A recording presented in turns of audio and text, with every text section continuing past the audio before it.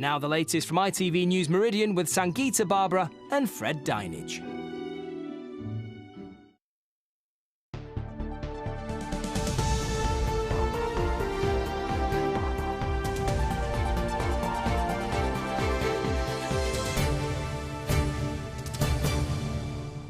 Good evening and welcome to ITV News Meridian. Tonight's headlines here in the south. Waiting in agony with a broken leg. But why did an ambulance fail to arrive for this 6-year-old boy? Sold, one of the South Coast's most iconic attractions. But who's bought it and how much did it cost? Airfare revolution, why your long-haul flights could soon be much cheaper. And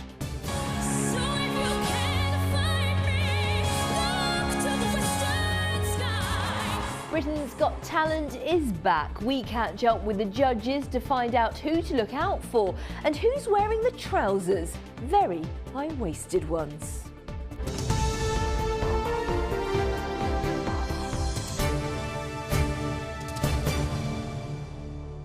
Good evening.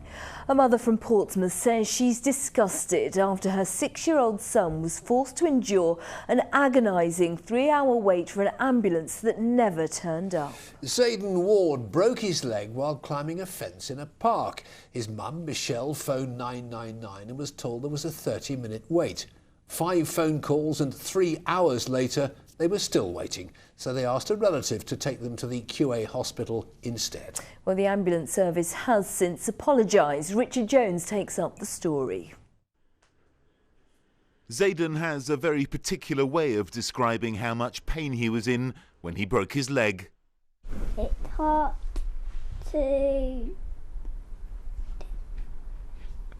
10. Or 1 to 10. So out of 10, it hurt 10. So that's a lot. He'd been climbing over a fence at a play area near his home when he was hurt.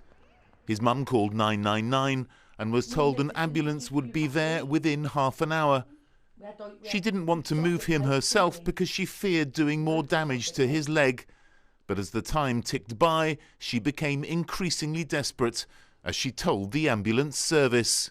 I said, I need someone to help me, because I was sat there holding his leg up on the floor with him. He was just in a lot of pain. There was not even a first response to come to us for our aid. Now I thought obviously they would come first before an ambulance, if an ambulance couldn't attend, to make that patient comfortable. Had nothing for 3 hours. In the end, she gave up waiting and asked her brother to drive them to the emergency department at Queen Alexandra Hospital, where Zayden's leg was put in a cast. He's now on the mend, but will be out of action for up to 2 months.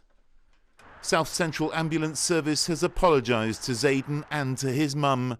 It's blamed the long delay on a number of factors, including high demand for its services, ambulances being held up at hospitals, and staff shortages and sickness. Richard Jones, ITV News, Portsmouth. In other news, a murder investigation has been launched in Basingstoke after a man was found injured in a street and later died in hospital. Police were called to Benham Road in Popley at 5:30 this morning. The victim has not yet been named. A 22-year-old man from Basingstoke has been arrested on suspicion of murder. An amateur boxer has been jailed for 4 years for killing a man during a scooter rally at a Dorset holiday park. David Coxon, who was 36, died at Samford Holiday Park near Poole last month. He was punched by 41-year-old Jason James, who's from Devon. He admitted manslaughter.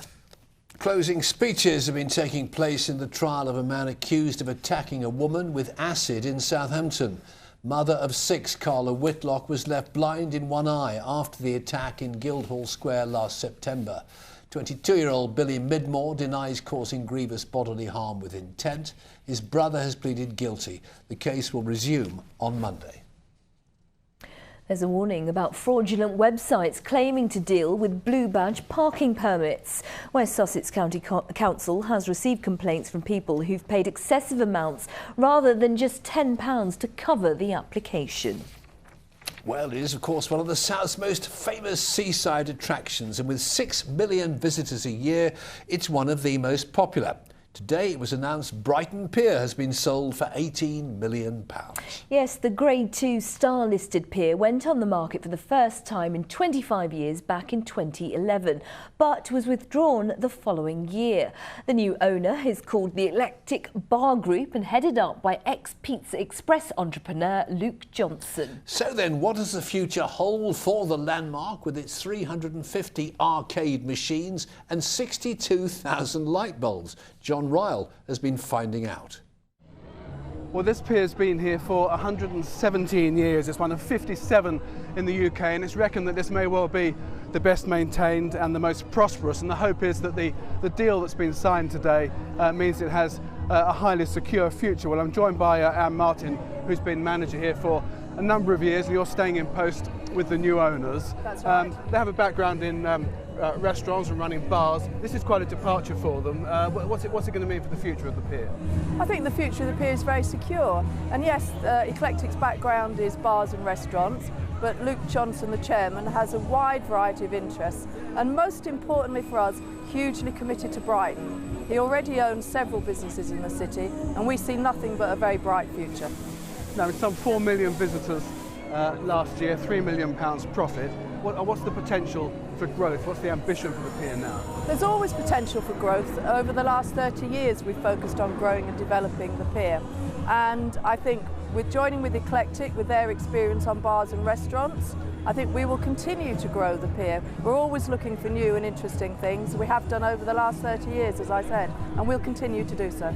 Now we can see the I-360 taking shape a little way along the coast. That's a threat, isn't it, to your revenues? No, we welcome the I-360, the same as we welcome anything that comes to the seafront.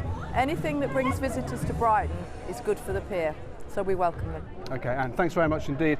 Well, the contracts have been signed, the new owners are in place. There's still some financial work to do though, because £8 million needs to be raised through shares, and the balance needs to be raised through a debt financing arrangement with the banks. John Ryle there reporting from Brighton. In other news, in Southampton's Centre for Seafarers, which opened 130 years ago, will close in 3 weeks' time. The centre allows sailors to phone loved ones after months at sea and has a chapel and offers counselling from port chaplains. But managers say it's no longer viable as only 1 in 50 visitors to the port now use it. For the first time in nearly 50 years, the first timetable passenger trains have run over 4 miles of restored railway towards Wareham. As part of the Steam Gala weekend, there'll be 4 trains a day from Swanage running over the newly installed Norton Gates level crossing and onto the River Frome. From next year, trains are scheduled to run to Wareham, reconnecting the Swanage Railway with the main line to London for the first time in decades. Real excitement, you know, the culmination of a 40-year struggle to reinstate the Swanage Railway back to Wareham. Today is a big step forward on that journey. It's quite inspirational, really, yeah, to get to these significant steps. First running to Corfe Castle, today's big step forward in running up the line, and it sets us up well for next year, I'm sure, with our Wareham service. You're watching ITV News here in the Meridian region. Coming up, it's Grand National weekend, but will the local horse Many Clouds blur up a storm for the bookies? Who's your favourite? and for more on all of our stories, just go to itv.com/Meridian. You can give us a call on 0808 1010 095 or get in touch via Facebook or Twitter at ITV Meridian.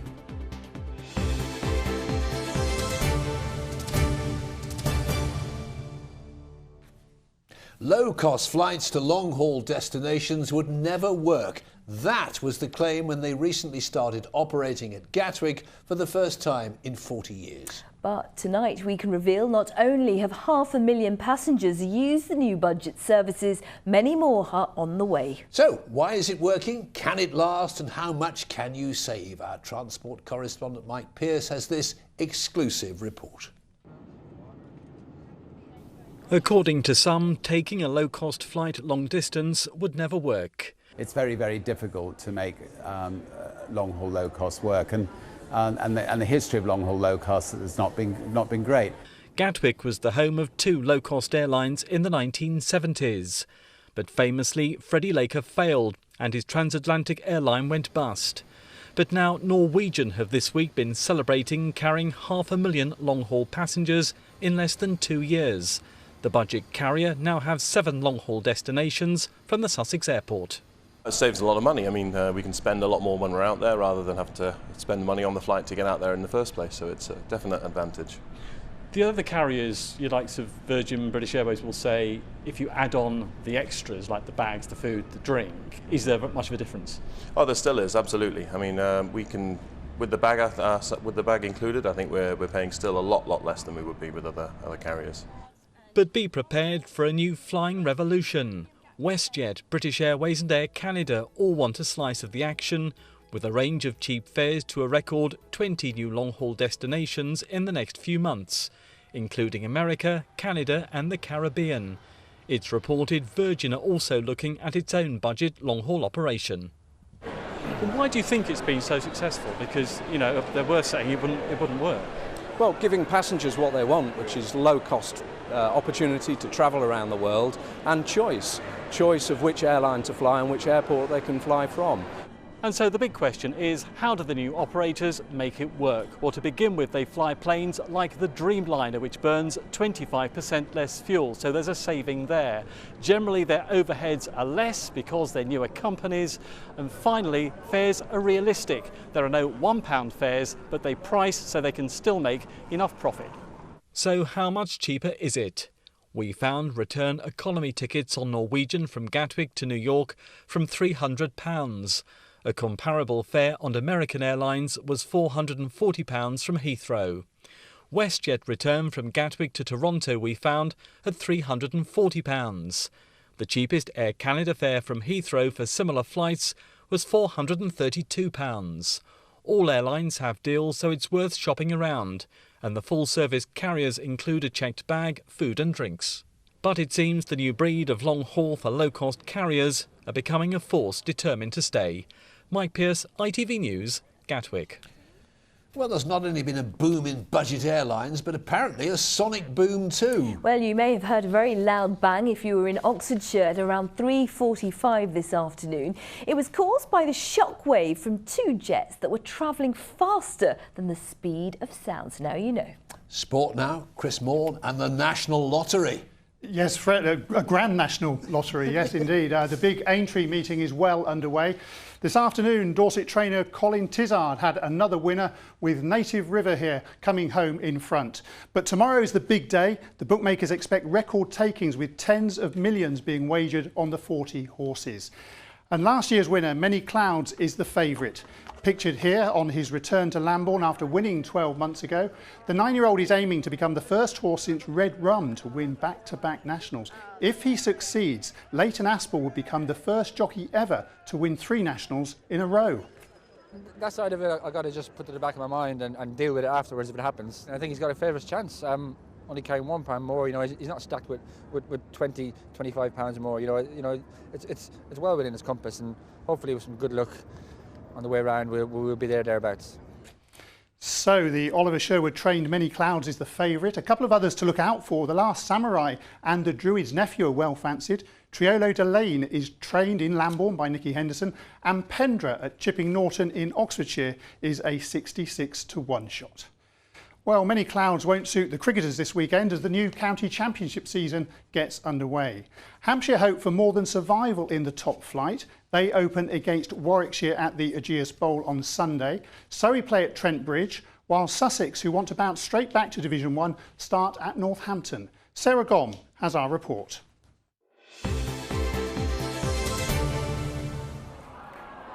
ITV Meridian Sports Report, sponsored by WeWantAnyCar.com, the Cash for Cars website. Securing Division 1 status was a close-run thing for Hampshire last season. Few expected this side's battle to extend to a final day win, and this year they're aiming much higher than mere survival. Their bowling attack is strengthened with the addition of England international Reece Topley from Essex. It's a very ambitious club, and obviously they're just a very good bunch of lads, and they showed tremendous character staying up last year, which I think is a massive thing in sport, and if you can have that in your team, you can achieve a lot. Reece, along with teammates James Vince and Liam Dawson, are fresh from England duty at the World T20, landing back on home soil earlier this week. Always trying to learn off each other, you know, go into a different environment and speak to different people about about their game, and so always trying to pick up different things, and hopefully we can come back here and share the knowledge and other people can start learning off us as well. And along the south coast, as the covers are removed from the outfield at Hove, so too are any memories of the struggles of last season that saw Sussex narrowly relegated from cricket's top flight. There's an optimism here led by a new guard. Luke Wright steps up to take the captaincy in all 3 formats, and Danny Briggs is added to the bowling attack, having made the move from neighbouring Hampshire. It's a new challenge, but also from my point of view as captain, you take on a side that are younger, we're willing to learn as well because of what happened last year. And I think most of the guys, if not everyone, looks like they've come back really strong and look like they've improved. But I suppose we'll see now as we get started to the games. Sarah Gom, ITV News.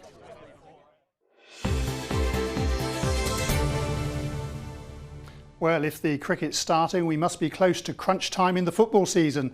Bournemouth could relegate Aston Villa from the Premier League tomorrow, while Shane Long returns for Southampton, who could push Newcastle closer to the drop at St Mary's. Brighton don't play their championship match at Nottingham Forest until Monday. Reading, victors over Forest in midweek, are at home to Birmingham City. Swindon have suspended 3 of their own players for allegedly inhaling laughing gas ahead of their League One trip to Bradford. Oxford United and Portsmouth continue their promotion challenges in League Two. Pompey away to the bottom club. And after their Wembley defeat, Oxford strive to get back on track at Crawley. They're safe in the league, they're not going for nothing, so that could be a bonus for us, but may not be. But we'll get our focus back and we'll do all we can to get the 3 points at Crawley. And finally from me, good luck to Fran Kirby from Reading, who plays for the England women against Belgium this evening. That's our sport. Chris, thanks very much. Well, cricket, football, the Grand National, plenty to look out for this weekend, including Britain's Got Talent. Yes, it's back on our screens tomorrow night, but who will have what it takes to secure a place at the Royal Variety Performance? Well, David Walliams already set the bar high with his impression of Simon Cowell. Yes, here he is at the show's launch in London yesterday. We can hardly tell the difference. I can. Not much. Well, Divya Kohli was also there to catch up with the judges and find out who we need to look out for.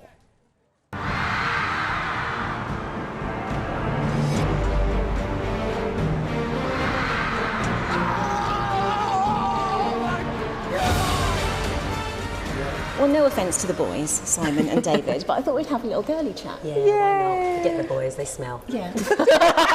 How old are you? Do you look after each other as a girls? Yeah, we I do. think we do. We've got each other's backs because we are the jam in that really big bloomer sandwich. Yes, I like metaphor, yeah. We're the jams. Sometimes I feel I've got to run away. I've got to get away from the pain you drive. For me, when Alicia joined, it was so much more relaxing because I had someone I could be vulnerable with. Yeah. You know when you're having a bad day and you're like, oh my God, Alicia, do I look fat? Do I look fat? Or is my mascara? You have those days? Oh God, come on! Really? And I'm always like, is my eyelash hanging off? Tell me the truth. And then we say, should we put our slippers on for the second half? Yes. And we come down and we've got our slippers on under. Yes. It's so It's much nice. nicer. It's nice. It's more relaxing, isn't it? Absolutely. Girls are known to cry. You have those moments where you're really happy, She's had 'em. terrified, but then those moments that really get you like, Bo.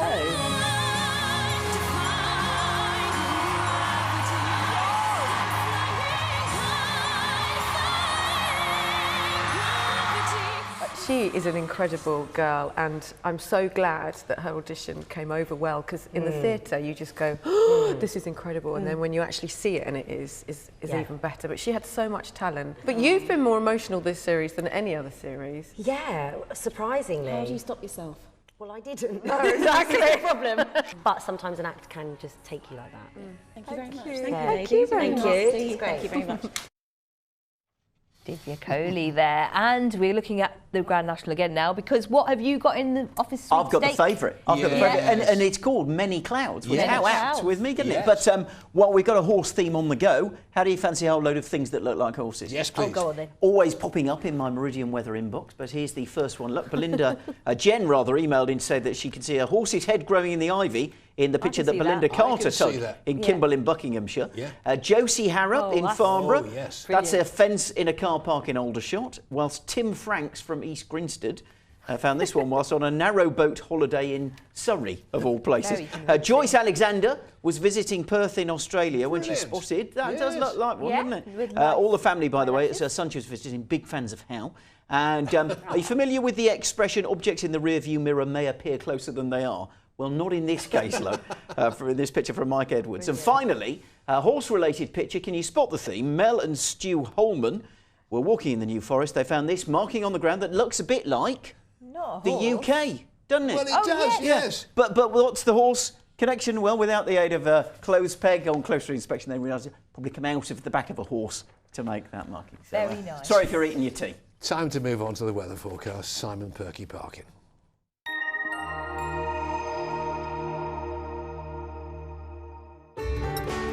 From blizzards to pool, driving through Europe, Eurotunnel the Shuttle sponsors ITV Meridian Weather. Well, top job by Taylor in Banbury, who managed to spot this afternoon a funnel cloud, and the very unstable air conditions will continue as we head through tomorrow with, yes, more showers to look forward to, but also some decent dry and bright spells. But it is going to feel colder, and that's all thanks to this band of rain that's working its way eastwards through tonight. Probably arriving around 9-10, and as it pushes its way through, there will be some heavy bursts in there, but the bulk of it will have gone by the time we wake up tomorrow morning. And as it passes through, it won't be a cold night. Temperatures no lower than around 6 or 7 degrees. So bit of lingering cloud first thing tomorrow morning, but that'll break up quite nicely. Yes, some sunny spells on the go, but then we'll see the showers, and some of them will be quite perky. There could be an odd heavy one thrown in as well. A lot of dry and fine weather around those showers, but it's not going to be warm. Temperatures struggling to get into double figures. 9-10 the high tomorrow, and you will notice that breeze inland and also along the coast and around the Isle of Wight. As for the high tide times, you can see at Poole Harbour 20 past 11 in the morning, 20 to midnight, and then Sunday looking as though it's going to be a dry day, but breezy and cloudy. Eurotunnel the Shuttle sponsors ITV Meridian Weather.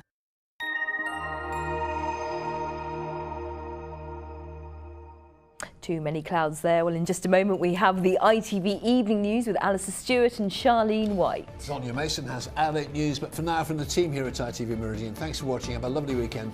When you get the national winner. Bye-bye. See you Monday. Bye.